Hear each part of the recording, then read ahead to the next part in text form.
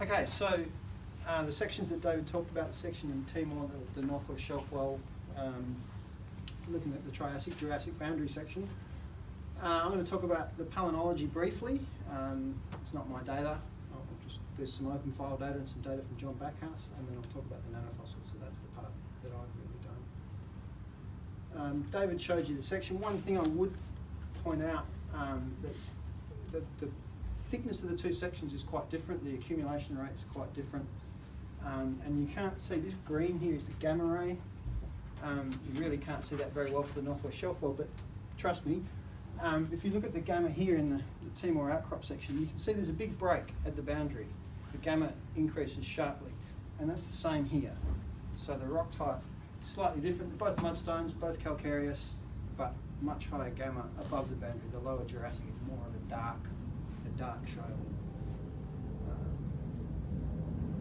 So looking at the palynology data, this is distribution data from John Backhouse. This is mostly spores and pollen, but some dinoflagellates here. This red line is showing you the boundary, so this is early Jurassic here, this is late Triassic. It's really Retium here. I'm not going to talk about the older Triassic. The abundances are very high throughout. It's dominated by spores and pollen. There's very few dinos. There are some dinos in here, but relatively, considering how marine this stuff is, the dinos are actually very feeble. And they've just evolved, they've relatively recently evolved, haven't diversified into full oceanic niches and all that kind of thing. So it's kind of, Dan could talk about that, but they're not, if you had a similar section in the late Jurassic, you'd have dinos everywhere. It'd be 80% dinos, not, a good marine assemblage here will have 5% dinos. They're not very common considering how marine this stuff is. Important thing, or the most important thing, you look at this, this is Falcisporides, this dominates the late Triassic, sharp, abrupt break, all of a sudden everything's dominated by Corallina. Corallina goes older, but it's not dominant down here. Falcisporides continues on, but it's never dominant again. So it's a very, very sharp break, very distinct, very abrupt. And then if we go to our Northwest Shelf Well, you see the exact same pattern. Dominated by Falcisporides, suddenly dominated by Corallina. A few other things in here, but the big picture, the important thing to take away is that you switch from this assemblage dominated by one thing to an assemblage dominated by something else. Again, dino is not very common. Notwithstanding the different sedimentation rates and all that kind of thing, it's incredibly similar to what we see in Timor. So that would suggest, you could interpret that whatever the land plant assemblages and distribution were, they're really quite similar across we're talking about a really long way. There's really very little difference between them. And also bear in mind that what we're seeing here is spores and pollen. It's all terrestrial. Right? We do have the dinos, there's a marine signature, but most of what we see is terrestrial. So the fact that the assemblages are so common between the two is telling us that the land, whatever the setting on land was, it's pretty similar between the two. Okay, so now to come to the nanofossils, we're back to the Timor section again. You can see the log break here. We've got the boundary. Nano abundances are really high, and you can see they're higher in the Retium than they are in the Jurassic, but they're still pretty high here. Big dip at the boundary, that's pretty typical. And the pattern, the overall pattern that we see here is very much the same. We have a much lower diversity of species. The nanofossils have only just evolved. They're obviously very common here, but they're not very diverse. But the pattern's the same. You go from one thing to another thing. A complete shift in the assemblage. A near total extinction. There's one species that gets through at the boundary, or two that get through at the boundary. So you go from this Prinsiosphaera, Eoconiosphaera assemblage to a Schizosphaerella assemblage. Very, very abrupt, same as in the Pally. And then we come to the Northwest Shelf Well, and you see the exact same pattern. Here we have Eoconiosphaera and Prinsiosphaera, and then we go to a Schizosphaerella assemblage.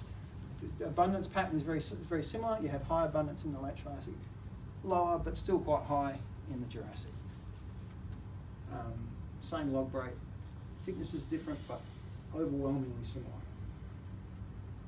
So, just to talk about the late Triassic nanofossils, there's really only 4 places in the world where you get them. Northwest Australia, East Timor, the Calcareous Alps in Austria, there's a little bit in the UK, and one island in Canada, which is an exotic terrain from the Pacific. There's 3 types.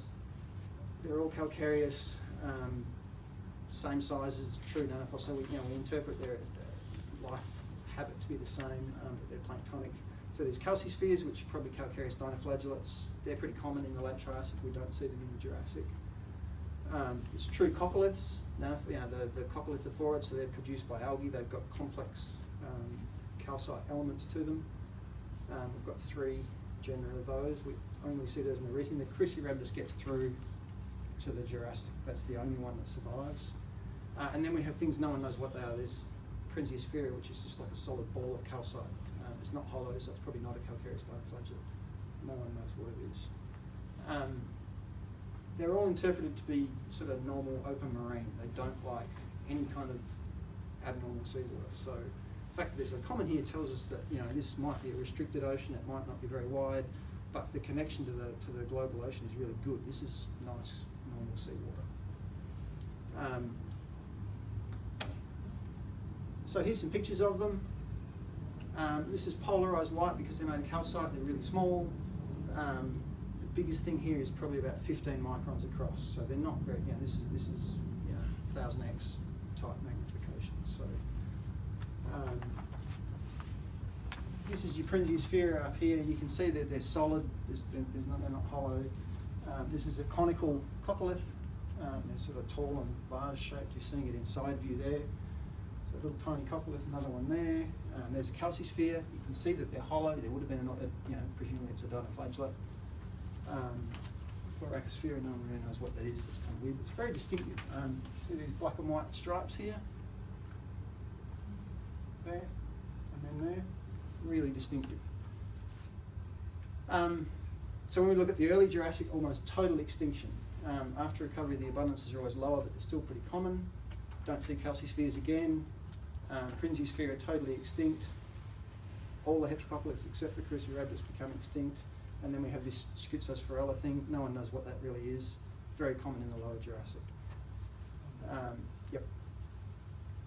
Once we get into that early Jurassic, we have the Hitangian, you have the Schizosphaerella. There's nothing else in there except the very rare Cruciorhabdus. After that, you start to get other species of coccoliths, and that's the beginning of the great radiation of coccoliths that you see right through to the present day, with hundreds of modern species.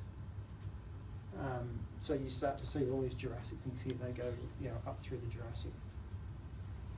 Very useful later on for biostratigraphy, but everything's still dominated by Schizosphaerella. That's the Jurassic ones. Let me just rush through that. You can see these are complicated coccoliths. The structure of these is far more complex than these simple things like Schizosphaerella. Again, no one knows what that really is. So we see a sharp change. Whatever caused the extinction had a much greater effect on the spores and pollen and on the nanos, the planktonic organisms, than it did on the benthic forams.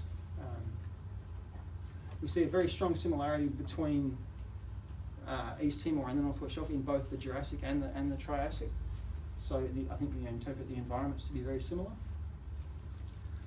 And the water depth difference that David's, the clear water depth differences that David sees in the forams have had very little impact on the nanos and obviously no impact at all on the spores and pollen.